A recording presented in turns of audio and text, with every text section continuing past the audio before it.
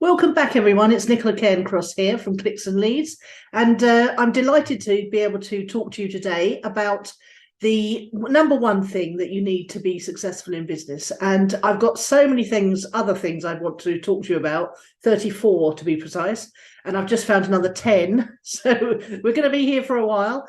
But the number one thing, just to finish off the first three of the success secrets, is the number one thing is you've got to take responsibility for your results.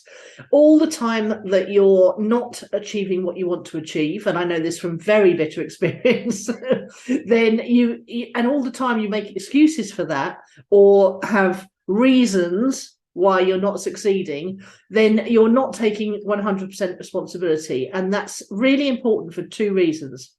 One is that as soon as you take 100% responsibility for your own results, you can stop wasting time moaning and whining and whinging and giving reasons why things aren't working, and start figuring out what you need to do to make things work, which sounds simple, doesn't it?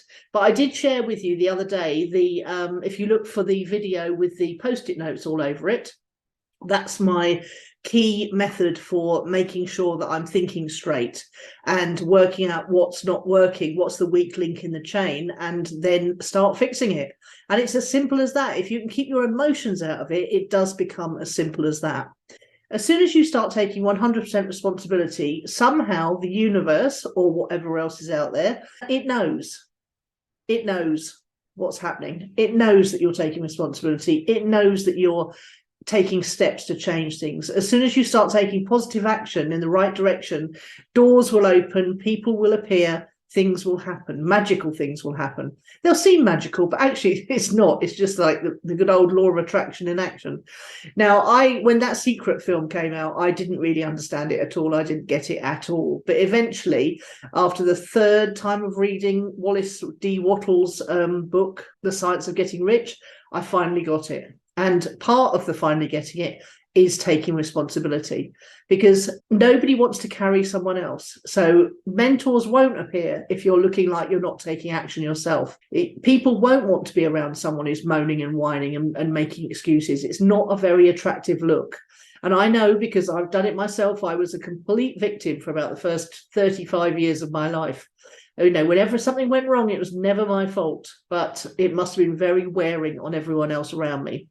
So it's much more attractive. You attract more people, you attract opportunities and mentors, doors open for you once you start taking 100% responsibility for your results. So over time, I came to realize that the notion of taking 100% responsibility for your results is about not so much taking responsibility for what happened, because what happened might have been out of your control.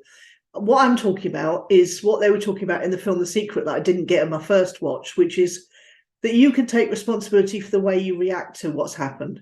So, for example, my first business, the Money Gym, it had a number of things against it, which I didn't realize at the time. It was being Google shadow banned, and eventually became Facebook banned as well. I wasn't allowed to share the URL of the website. Google was not putting me in search results, even though I'd had, 8,000 unique visitors a month, 10,000 unique visitors a month. That was all organic. Suddenly those numbers started to go down, and I had no idea why. So there was a number of things going against me, but I couldn't take responsibility for those things because I wasn't doing them. But what I could do was take responsibility for the way I reacted to what was happening. It was a bit tough because I didn't really know what was happening at the time. So I kept trying desperately to find ways to make that business work without realizing that it had been decided by the powers that be or whoever, that it wasn't a good idea to teach people how money works. So the other thing that happened to knock the nail in the coffin of the Money Gym business was that there was a global financial crash and a big recession. And so all the people that were coming to us for, as I thought, the 4 lanes of the wealth highway, a lot of them were using 1 lane property to pay for the training and workshop fees in the Money Gym. And so when the property market crashed, there wasn't an awful lot of spare money to go around in terms of investing in learning about the other 3 lanes of the wealth highway, which were business, the stock market, and internet business online. So again, I didn't really realize the implications of what was happening around the globe would have on my business business, and that was my naivety about not knowing what was going on in the world. So I've made, over the last 2 years, I've certainly made it my business to know exactly what's going on in the world at all times, so that I know what knock-on impact it might have on my business. But none of this, well, that sort of is taking responsibility for your own results, because I'm much better informed now. So I'm much more likely to have better results because of being better informed. I won't be caught on the hop again like I was with the money gym. I took it very personally when that business failed, which it eventually did, because I couldn't compete with the shadow banning. I just couldn't. There was nothing I could do on the marketing front. I couldn't pay for ads. I couldn't do anything. So, but what I did was I took it very personally. I was trying to take 100% responsibility for what had happened without knowing that there were things that were working against me. And so I took it very hard that I'd failed. I didn't like it at all. I mean, we didn't owe anyone any money or anything. We just had to close the business down. But I took it very painfully hard that I'd lost the first business that had ever been any kind of success for me. And that really knocked my self-confidence. Whereas really what I should have done was taken 100% responsibility for how I felt about what had happened, and make sure that it didn't impact my self-confidence, my drive, my motivation, my confidence in starting up another business, which I should have done straight away. Instead, I wallowed about, feeling sorry for myself for a couple of years. And it was only really when an old mate, Neil Asher, called me up and said, do you fancy having lunch? And we started talking, and he said, what do you think's the next big trend? And I told him that I saw a lot of Americans starting up digital marketing agencies. And he said, well, do you fancy setting one up with me? And that was all it needed to pull me out of my slump. Now, I could have taken responsibility for how I was feeling.